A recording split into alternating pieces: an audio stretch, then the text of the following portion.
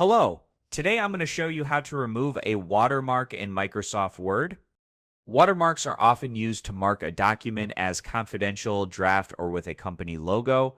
If you've received a document with a watermark or added one by mistake, removing it is quick and easy. Let's get started.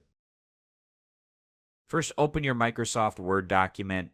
You will notice the watermark is already visible in the background of the document. Click on the Design tab in the top menu ribbon.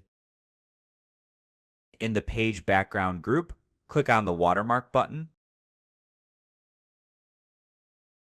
A drop-down menu will appear. Scroll down and click on Remove Watermark.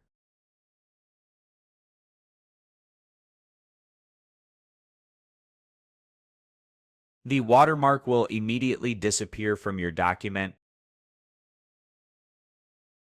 That's how easy it is to remove a watermark in Microsoft Word. Thanks for watching and have a great day.